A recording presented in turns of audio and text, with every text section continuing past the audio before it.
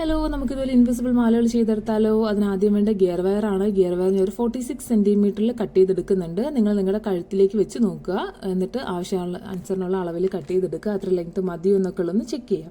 ഞാൻ ഇതേപോലൊരു പാലക്കയുടെ പെൻഡൻ്റാണ് ഇവിടെ എടുത്തിട്ടുള്ളത്. അത് ഗിയർ വയറിലൂടെ ഒരു വശത്തൂടെ ഇട്ട് കൊടുക്കുന്നുണ്ട്. ഇതുപോലെ കുറച്ച് ഗോൾഡൻ ബീഡ്സ് എടുക്കുന്നുണ്ട്. ഗിയർ വയറിൻ്റെ രണ്ട് വശത്തൂടെയും ഇട്ട് കൊടുക്കുന്നുണ്ട് ഈ രീതിയിൽ.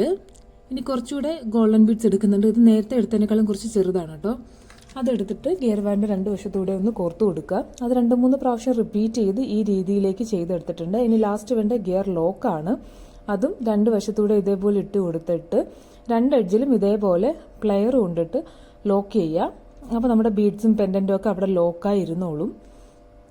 ഇനി നമുക്ക് വേണ്ടത് ഇതിന് മാലയുടെ ഹുക്ക് ഇട്ട് കൊടുക്കുക. ഹുക്കും റിങ്ങും ഇട്ട് കൊടുക്കലാണ്. ആദ്യം ഗിയർ ലോക്ക് ഇടുക, അതിനുശേഷം ഹുക്ക് ഇടുക. എന്നിട്ട് എക്സസ് ആയിട്ട് വരുന്ന വയറ് ഗിയർ ലോക്കിനുള്ളിലൂടെ തന്നെ കൊടുത്ത് ജസ്റ്റ് ഒന്ന് ടൈറ്റ് ചെയ്ത് പ്ലെയർ കൊണ്ടൊന്ന് ഗിയർ ലോക്ക് പ്രസ് ചെയ്ത് കൊടുത്താൽ മതി. ആ ഹുക്ക് അവിടെ നിന്ന് ഇളകില്ല, അങ്ങനെ തന്നെ ഇരുന്നോളും.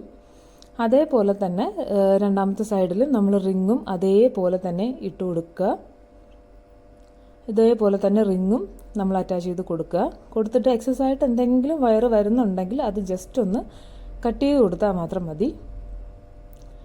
കഴിഞ്ഞു. നമ്മുടെ ഇൻവിസിബിൾ മാല റെഡി ആയിട്ടുണ്ട്. സിമ്പിളായിട്ട് ചെയ്തെടുക്കാൻ പറ്റുന്നൊരു മാലയാണ്. ഇതിന് വേണ്ടുന്ന സാധനങ്ങളെല്ലാം തന്നെ നമുക്ക് കടയിൽ വാങ്ങിക്കാൻ കിട്ടും, ഓൺലൈനിലും വാങ്ങിക്കാൻ കിട്ടും. വീഡിയോ ഇഷ്ടപ്പെട്ടാൽ ലൈക്ക് ചെയ്തൊന്ന് സബ്സ്ക്രൈബ് ചെയ്യണേ. നമുക്കിനി ഇട്ടാൽ ഇത് ഇങ്ങനെ ഉണ്ടാവും.